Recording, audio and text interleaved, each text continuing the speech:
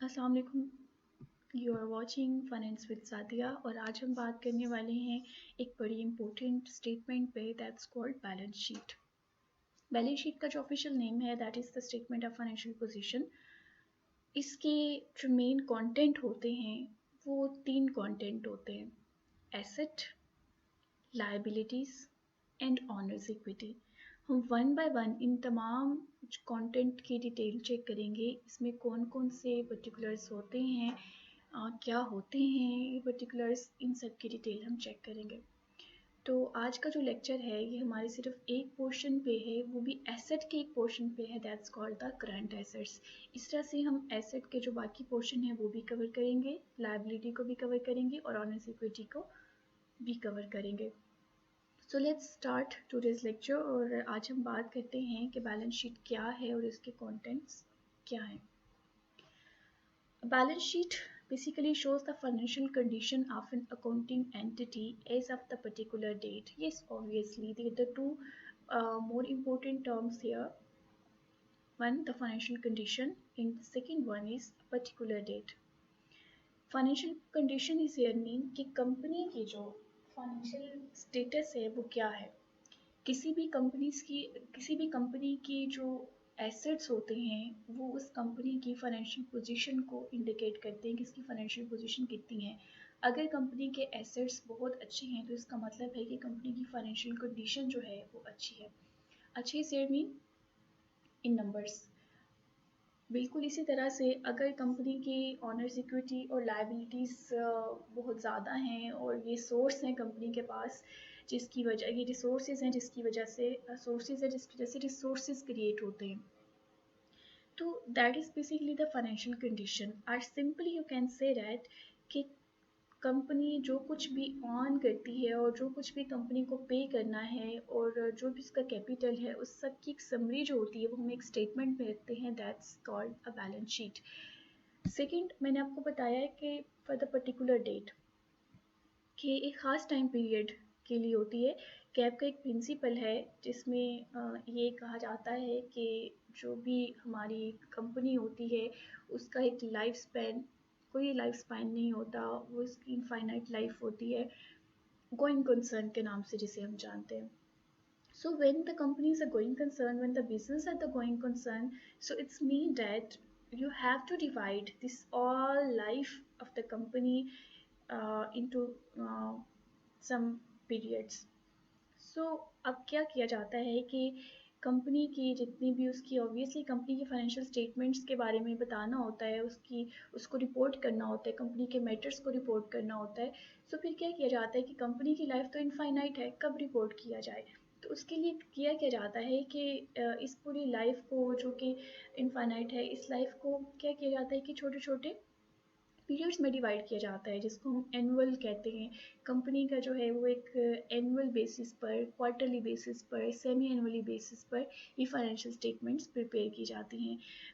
If you will download the financial statements annual report, तो उसमें आप चेक करेंगे कि मेंशन होगा कि 2019 की एनुअल रिपोर्ट है, 2020 की एनुअल रिपोर्ट है, 2018 की एनुअल रिपोर्ट है, सेमी एनुअली है, यह कब प्रेजेंट की गई है। सो उस पर्टिकुलर डेट की मेंशन किया, पर्टिकुलर डेट मेंशन की गई होगी कि 31 दिसंबर 2019 या 31 जुलाई ऑफ 2019 या 2020। तो एक डेट मेंशन की जाती है, उस डेट पर कंपनी के जो भी वो स्टेटमेंट जो कंपनी की फाइनेंशियल कंडीशन को शो करती है that's called the balance sheet. Balance sheet consist of the assets that's called the resources of the firm, liabilities, the debt of the firm, and stockholder equity, the owner's interest in the firm। ये हम one by one explain भी करेंगे। So तीन basic elements हैं: assets, liabilities and stock holder equity. So ये तीन terms जो हैं इनको हम यहाँ पर एलेबोरेट करेंगे, लेकिन सबसे पहले हम बात करेंगे एसेट्स पर। और एसेट्स में से एसेट्स जो हैं वो क्या होते हैं, एसेट्स की क्या कैटेगरीज होती हैं, और उसमें से भी सिर्फ हम बात करेंगे करंट एसेट्स के बारे में। Assets, the simple definition of the assets is that everything the company owns are the asset of company। लेकिन अगर ये तो एक वो बड़ी बेसिक डेफिनेशन है जो कि आपको डिक्शनरी में मिलेगी, जो कि आपको उन स्टूडेंट्स से भी मिलेगी, उन लोगों से भी सुनने को मिलेगी जो कि इस फील्ड के नहीं हैं। लेकिन because you are from this field and you are doing specialization in finance, so you have to define some in a different way. There is a proper definition. According to the IAS, the definition of the assets are probable future economic benefits. Probable future economic benefits. Future ऐसी चीज़ें होती हैं, ऐसे resources होते हैं जिनसे हमें future में बेनिफिट होगा। फॉर एग्जांपल, कंपनी के पास कैश है, कंपनी के पास फर्नीचर है, कंपनी के पास इक्विपमेंट है, ये वो सारी चीज़ें हैं जो कंपनी को इन फ्यूचर बेनिफिट प्रोवाइड करेंगी। सो एसेट्स क्या हैं? ऐसे हमारे इकोनॉमिक बेनिफिट हैं, प्रोबेबल फ्यूचर इकोनॉमिक बेनिफिट, कि जिनसे हमें फ्यूचर में बेनिफिट होगा, जिनसे हमें पोटेंशियल बेनिफिट रिसीव होने वाला है। obtained are controlled by an entity, obviously जो भी वो कंपनी होल्ड करी है, जो भी वो कंपनी ऑन करी है, उन एसेट्स के बारे में बात की जा रही है। as a result of past transaction or event as a result of past transactions or events here mean कि कंपनी के पास ये जो भी फ्यूचर बेनिफिट है, कंपनी के पास ये जो भी रिसोर्सेज हैं जिनसे कंपनी फ्यूचर में बेनिफिट लेगी या कंपनी बेनिफिट ले रही है, वो डेफिनेटली पास्ट में कोई ट्रांजैक्शन हुई है, पास्ट में कोई इवेंट हुआ है, वहाँ से राइज हुए हैं। कंपनी ने एक ट्रांजैक्शन की, ट्रांजैक्शन से I mean economic event that can be translate into a monetary term. So एक ट्रांजैक्शन की है, एक ट्रांजैक्शन के नतीजे में कंपनी ने फर्नीचर खरीदा। कंपनी ने क्या किया कि उसके पास जो है वो अकाउंट रिसीवेबल जनरेट हुए सेल करने से। सो कोई भी पास्ट इवेंट या ट्रांजैक्शन हो सकती है जिसकी बेस पर एसेट्स या रिसोर्सेज जनरेट हुए हैं।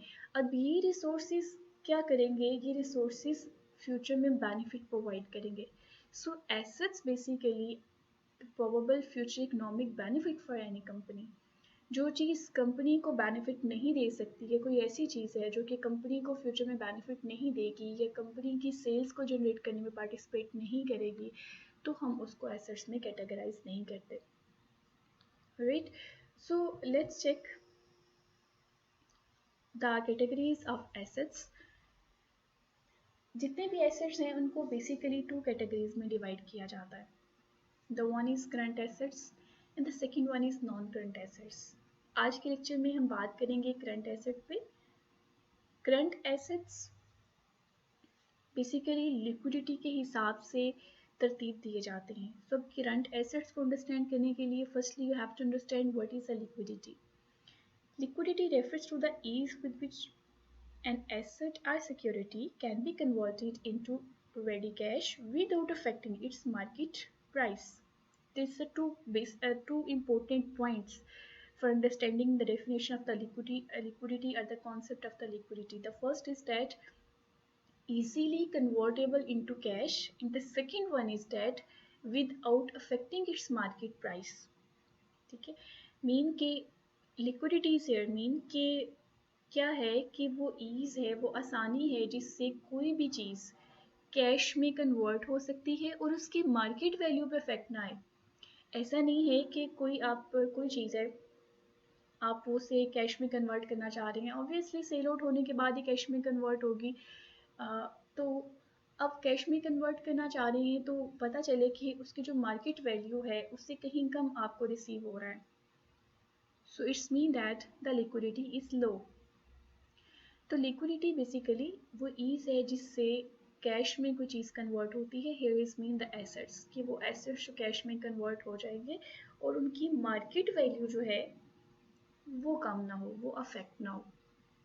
तो जो हमारे करंट एसेट्स होते हैं बेसिकली वो एसेट्स होते हैं जो कि 1 ईयर, 1 ऑपरेटिंग ईयर और 1 अकाउंटिंग ईयर, जो कि 1 साल का टाइम पीरियड होता है, 1 साल के टाइम पीरियड के अंदर अंदर कैश में कन्वर्ट हो जाते हैं। वो तमाम एसेट्स जो कि with in 1 year, with in the 1 accounting period, अगर आपकी कंपनी के ऑपरेशन 1 जनवरी से शुरू हुए हैं तो 31 दिसंबर तक वो तमाम एसेट जो कि with in this time period cash में कन्वर्ट हो जाएंगे और उनकी मार्केट वैल्यू बहुत ज़्यादा अफेक्ट नहीं होगी, they can be categorise as the current assets. अब करंट एसेट्स में कौन कौन से एसेट्स आ जाते हैं? Cash, marketable securities, short-term receivables, inventories, you can see here the trade receivable, inventories and prepaids। अच्छा, ये बड़े बेसिक से हैं, बड़े जो यू कैन सी डैट के ऐसे एसेट्स हैं जो कि आपको हर बैलेंस शीट में मिलेंगे। इसके अलावा भी कुछ करंट एसेट्स हो सकते हैं, it's totally up to the company. So अभी हम इनके जो करंट एसेट जिनके बारे में मैंने बात की है, इनको देखते हैं कि ये क्या होते हैं। कैश क्या होता है, मार्केटेबल सिक्योरिटीज़ क्या होती हैं, रिसीवेबल्स क्या होते हैं, इन्वेंट्री और प्रीपेड्स क्या चीज़ें हैं। Here I have listed on the current assets: cash, cash equivalent, marketable securities, account receivable, inventory, and prepaids. Let's check the detail of each. Cash, the most liquid asset. Obviously, it's already in the form of cash, so ये liquid assets होता है।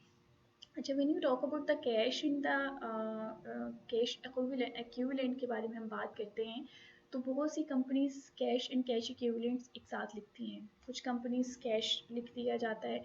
So cash का मतलब क्या है कि cash जो है उसमें तमाम cash in hands, cash in hands, cash in bank, जो बैंक के अंदर है। अब वो निगोशिएबल चेक्स, अनरिस्ट्रिक्टेड बैलेंसेस।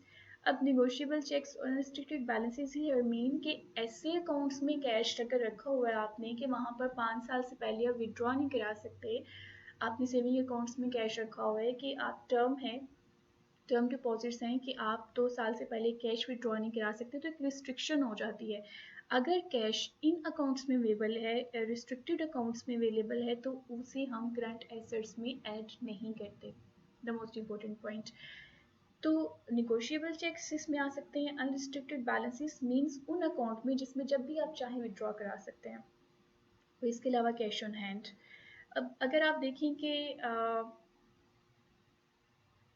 आपकी जो बैलेंस शीट होती है उसमें डिटेल होगी फुट नोट्स में कि कैश जो है वो ऑन हैंड कितना है, इन बैंक्स अकाउंट कितना है, किस अकाउंट में, इवन इस चीज़ की भी डिटेल अवेलेबल होगी। देन किस करेंसी में, पाकिस्तान के अंदर कितना है, लोकल करेंसी में कितना है, फॉरेन करेंसी में कितना है, और अगर फॉरेन में कहीं पर फॉरेन बैंक्स में कैश है तो वो कितना है। तो ये सारी डिटेल जो है वो कैश के हेड में लिखी जाती है। बैलेंस शीट के अंदर कैश का एक अल्टीमेट बैलेंस लिखा जाता है, जो टोटल बैलेंस होता है वो लिखा जाता है, उसकी डिटेल जो होती है वो फुट नोट्स में अवेलेबल होती है।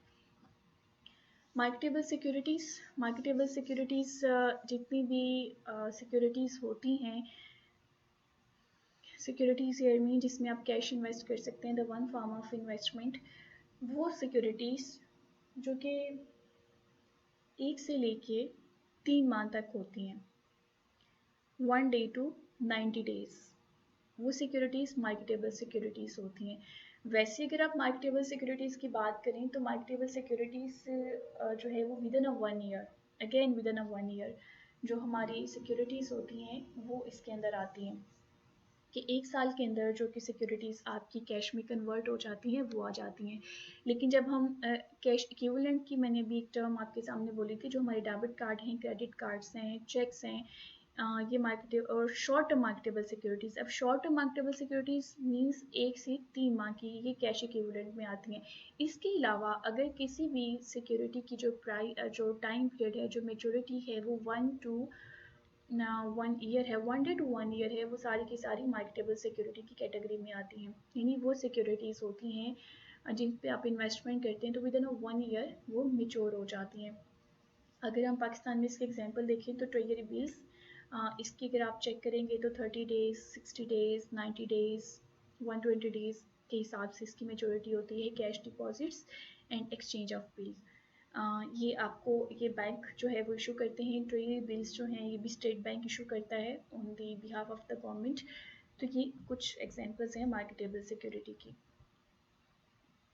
Account receivables. Account receivables are, you can see here, the trade receivables.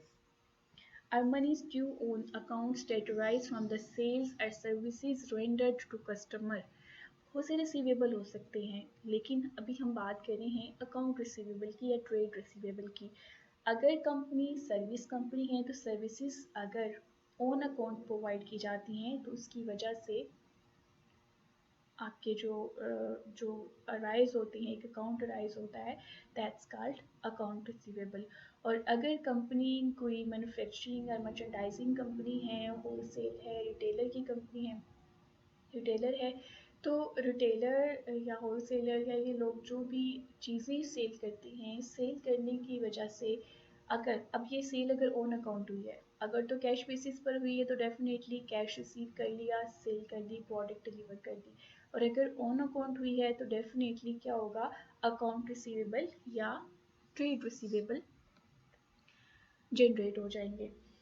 Account receivable जो हैं वो नेट वैल्यू पे जो है वो रिकॉर्ड किए जाते हैं। नेट वैल्यू क्या होती है, रिसीवेबल आगे आपने देखा भी होगा, उसके आगे लिखा होता है net. So it's mean that these receivables are recorded on net value. Net value is your mean कि जितने भी अलाउंसेस, जितने भी डिस्काउंट आपने प्रोवाइड किए हैं, अपने जो भी आपके कस्टमर्स हैं जिनको आपने सेल किया है, वो तमाम के तमाम अलाउंसेस, वो तमाम के तमाम डिस्काउंट्स या अगर कुछ सेल्स रिटर्न है वो माइनस करने के बाद आपको जो अमाउंट रहती है that is the net value of receivable. You can see here the account net plus allowances gross. Gross होता है जिसमें अलाउंसेस जो हैं वो इंक्लूड होते हैं, ठीक है। ग्रॉस वो है जिसमें अलाउंसेस इंक्लूड होते हैं। सो अगर आप ग्रॉस में से अलाउंसेस जो है वो माइनस कर देंगे तो आपके पास आ जाएगी नेट वैल्यू। तो अकाउंट रिसीवेबल मैंने आपको बताया कि बैलेंस शीट में जो वैल्यू अवेलेबल होती है वो ये नेट वैल्यू अवेलेबल होती है, ग्रॉस वैल्यू अवेलेबल नहीं होती। जितने भी अलाउंसेस हैं वो माइनस कर दिए जाते हैं और इसकी डिटेल आप चेक कर सकते हैं। जो भी रिसीवेबल्स हैं उसके नोट में जाके चेक करें, जो भी अलाउंसेस होंगे वो माइनस किए गए होंगे और नेट वैल्यू रिकॉर्ड की गई होगी। इन्वेंट्रीज, इन्वेंट्री सिर्फ उन कंपनीज की होती हैं जो मैन्युफैक्चरिंग या मर्चेंडाइजिंग कंपनीज होती हैं। Inventories are stock in trade. Mostly अगर पाकिस्तान में अगर आप चेक करेंगे बैलेंस शीट तो उसमें स्टॉक इन ट्रेड के नाम से स्टोर्स एंड स्पेयर पार्ट्स के नाम से भी जो होते हैं एक एलिमेंट होता है वो भी इन्वेंट्री में इंक्लूड किया जाता है। सो इन्वेंट्री बेसिकली वो गुड्स होती हैं जो कि कंपनी सेल पर्पस के लिए या ट्रेड पर्पस के लिए बाय करती है या फिर उसे मैन्युफैक्चर करती है। अगर एक कंपनी मैन्युफैक्चरिंग कंपनी है तो वो अगर सेल पर्पस के लिए कुछ गुड्स जो हैं वो प्रोड्यूस करी है, मैन्युफैक्चर करी है ताकि उसको सेल आउट करके प्रॉफिट जनरेट किया जा सके, तो वो इन्वेंट्री है उस कंपनी के लिए। अगर आप एक शू कंपनी को देखेंगे तो शू कंपनी के लिए उसके जितने भी शू आर्टिकल्स हैं वो उसके लिए इन्वेंट्री है। अगर आप एक गारमेंट्स कंपनी को देखेंगे, गारमेंट्स बना रहे हैं तो वो गारमेंट्स जो हैं वो उस कंपनी के लिए इन्वेंट्री है। अगर आप एक मेडिसिन मैन्युफैक्चर करने वाली कंपनी को देखेंगे तो वो जो फार्मास्यूटिकल प्रोडक्ट्स और मेडिसिन बना रही है कंपनी वो उसके लिए इन्वेंट्री है, ठीक है। सो इन्वेंट्री बेसिकली वो तमाम गुड्स जो कि कंपनी ट्रेड पर्पस के लिए मैन्युफैक्चर करती है या परचेज करती है। अब तीन तरह की इन्वेंट्रीज होती हैं, raw material, work in process और finish good. If the company is merchandising company तो फिर तो उसके पास फिनिश गुड्स होंगी, मतलब उसने जो ऐसी कंपनी जो कि मैन्युफैक्चर करी है उससे जस्ट बाय की है और आगे रीसेल करी है, सो उसके पास फिनिश गुड्स होंगी।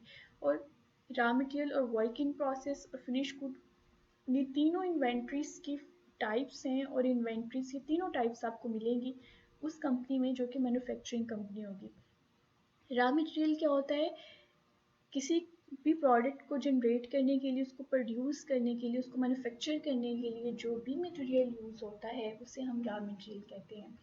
For example there is a one company who is stitching the shirts, so उसके लिए फैब्रिक, उसके लिए बटन, उसके कफ और कॉलर्स के लिए जो भी मटेरियल रिक्वायर्ड है, थ्रेड, ये सारा एक मटेरियल है, ये इसके अलावा जो भी एसेसरीज रिक्वायर्ड हैं उस शर्ट को एक फाइनल शेप देने के लिए।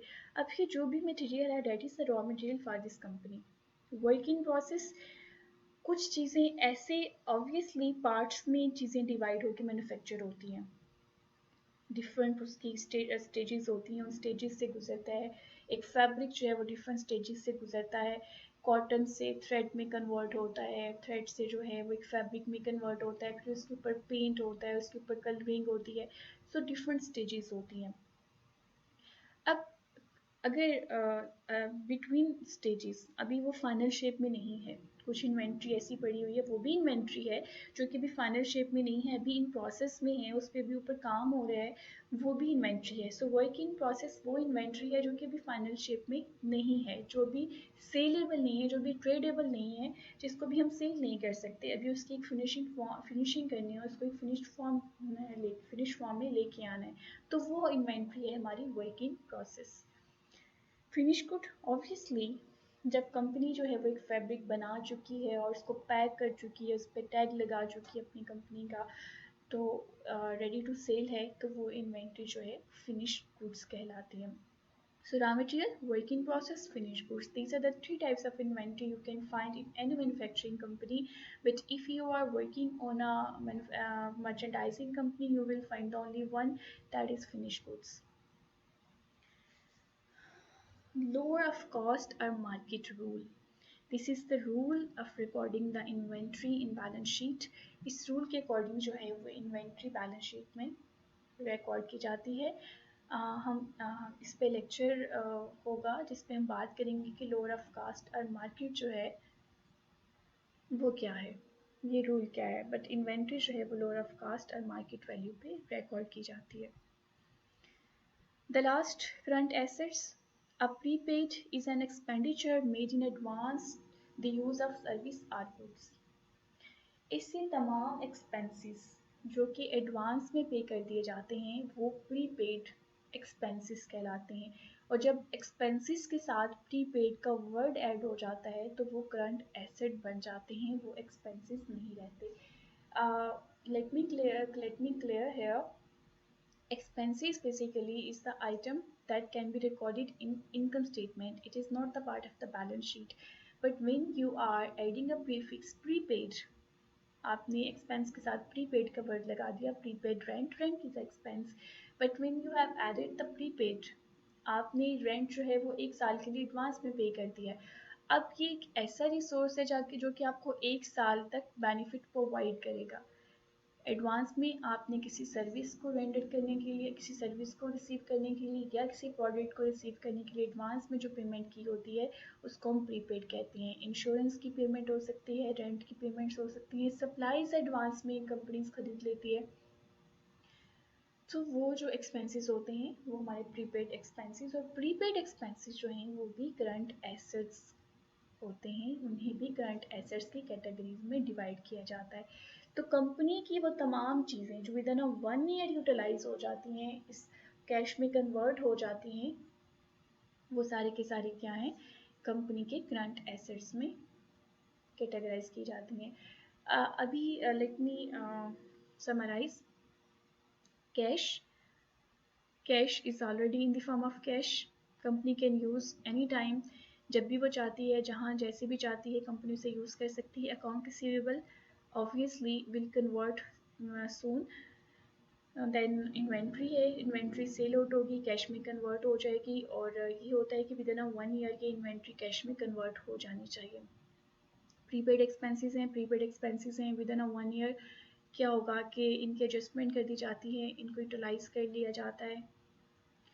इस तरह से जो है कंपनी के मार्केटेबल सिक्योरिटीज़ हैं वो भी विद इन 1 ईयर मेच्योर हो जाती हैं और उसके अगेंस्ट कंपनी कैश रिसीव कर लेती है। तो ये वो रिसोर्सेज हैं जो कंपनी यूज़ करती है विद इन 1 ईयर, और ये तमाम रिसोर्सेज जो हैं वो कंपनी को बेनिफिट प्रोवाइड करते हैं विद इन 1 ईयर, एक ऑपरेटिंग पीरियड में कंपनी को बेनिफिट प्रोवाइड करते हैं। Thank you dears. हम इंशाल्लाह नेक्स्ट लेक्चर में बात करेंगे on the other portion of the balance sheet, that is the non-current assets. Keep watching. अल्लाह हाफिज़।